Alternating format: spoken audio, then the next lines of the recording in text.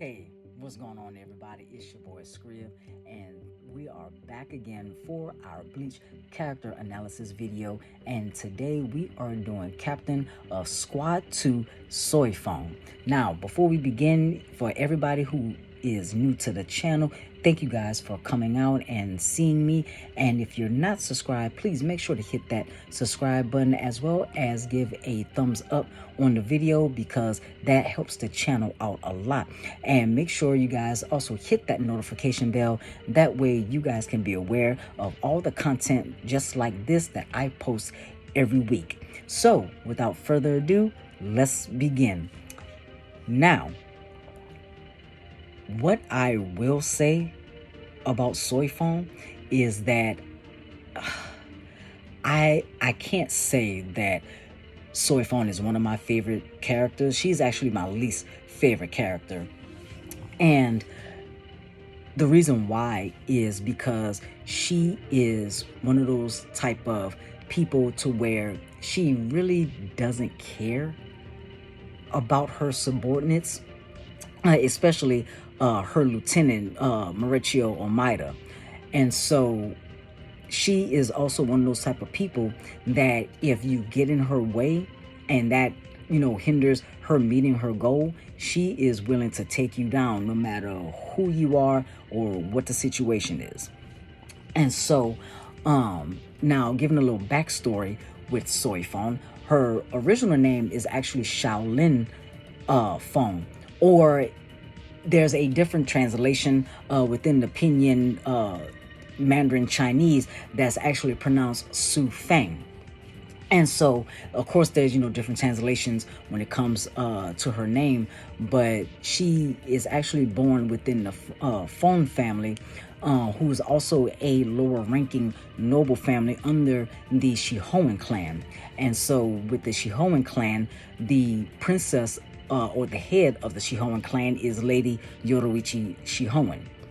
And so now Lady Yoruichi was actually Soifon's mentor as, she was growing up. And now the thing is, Soifon is actually the ninth generation, but also the youngest born out of six.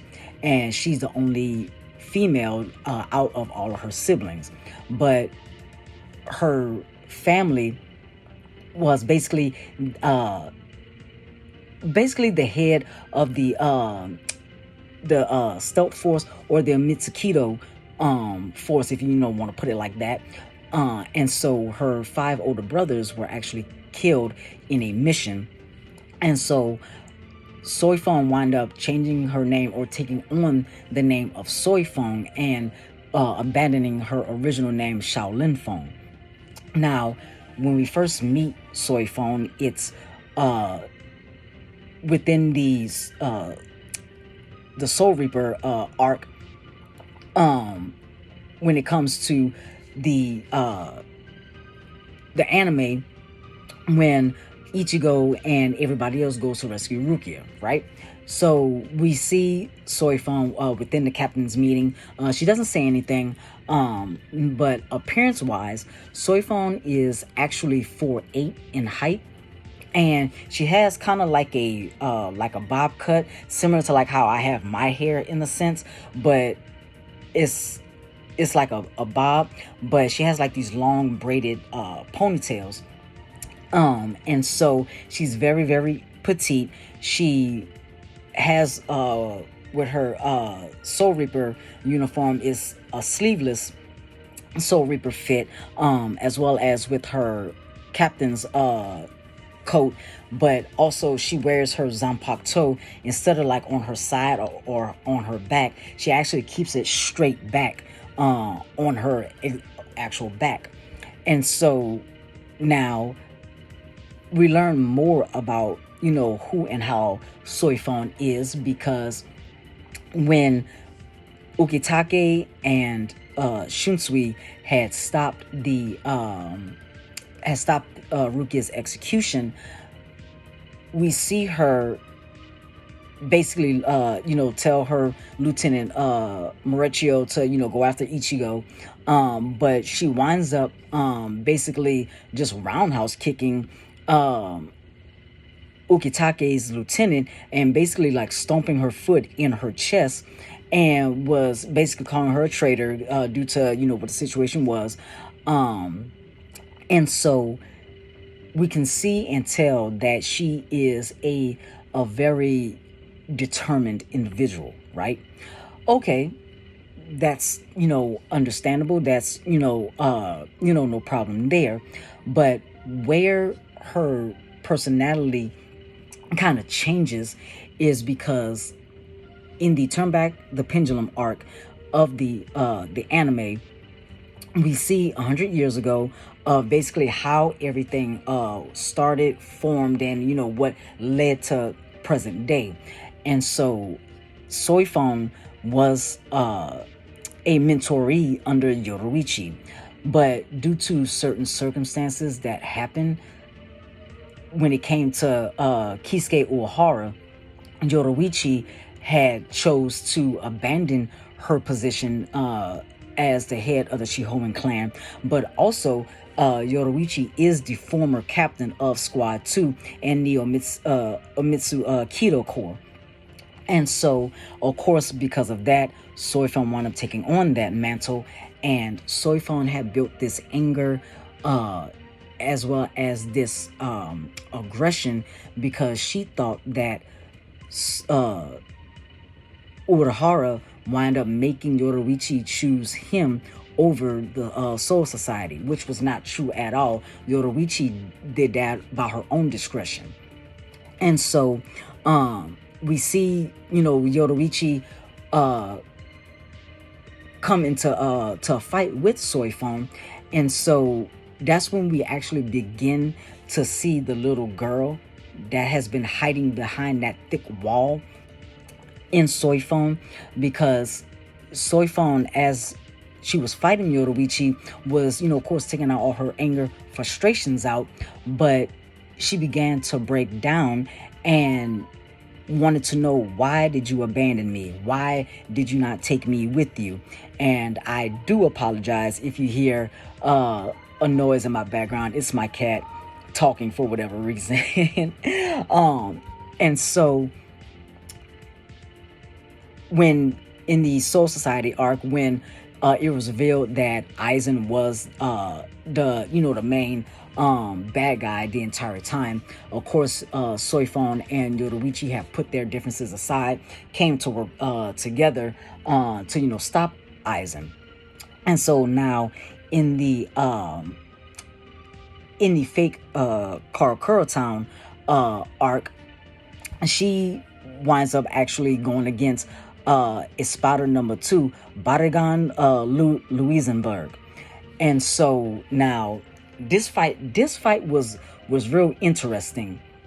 Now the reason why I say that is because, mind you, she's the captain of the stealth force, but now mind you, she's also real good.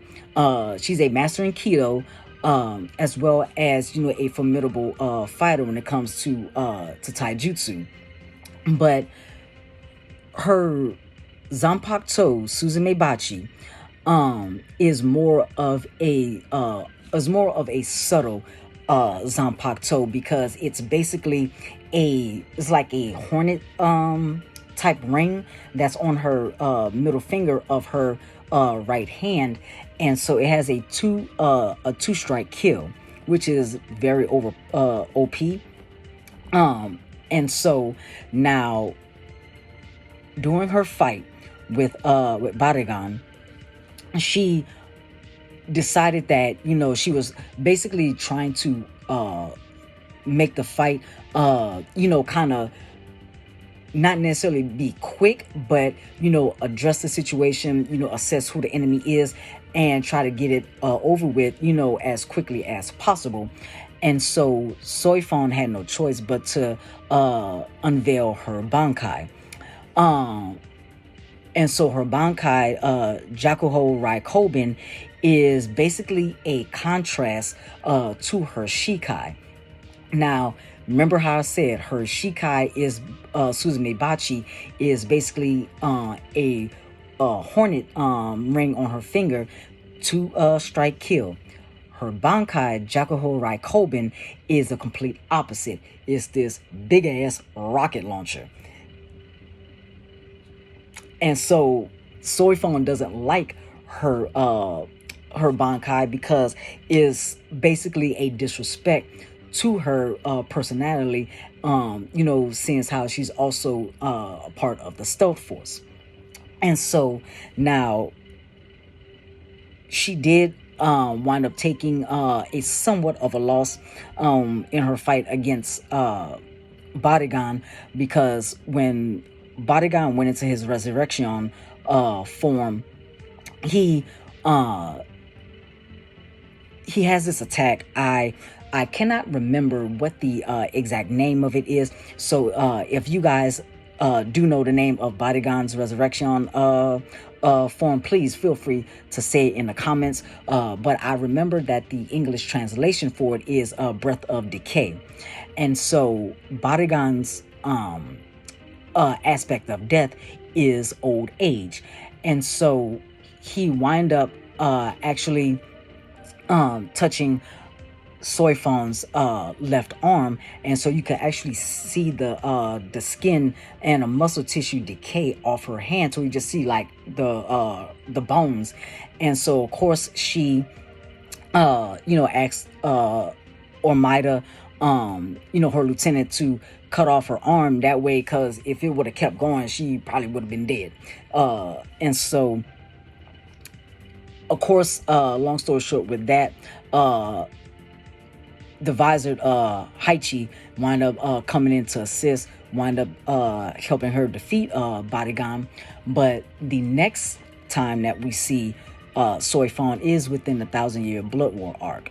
And so now she really didn't have a huge role in the final arc, because she went up against Stern Ritter, BG9, and she was one of the first 4 captains to have their Bankai stolen.